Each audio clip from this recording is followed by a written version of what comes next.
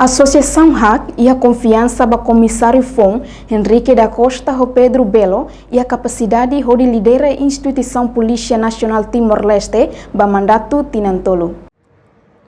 Informação ne hato Husi coordenador educação no publicação HAC, Sabino Mendonça, Batimor Post e Anyaknar Fatim Farol Dili, quinta-feira, Loronça Nulo Racing nem fulang março tinangne. Husi HAC, Ani entrevista balo bem kami fora saya media balo. Ani ba komisário phone lebih kami hari saya notícia lebih maka Siragora encarregado na sa comandante sa komisário PNTL senhor Enrique, senhor Pedro.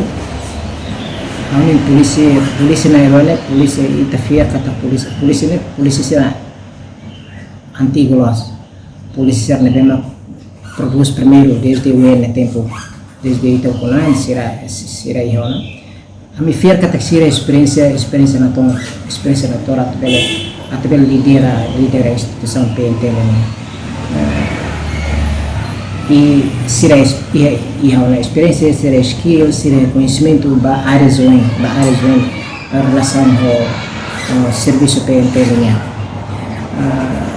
Tuir Sabino, o comissário Fong na rua, nebe a experiência no capacidade na tom, bele hadia lacuna internal hirak nebe durante ne instituição PNTL Hasoro, inclui mos for formação ba membro PNTL Sira.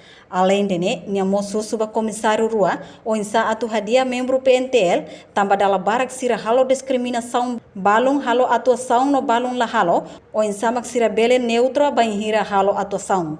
Reportagem Beatriz Belo, Televisão Timor Post.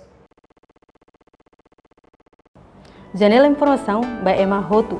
Atu reta informação atual diakliu kita haluha.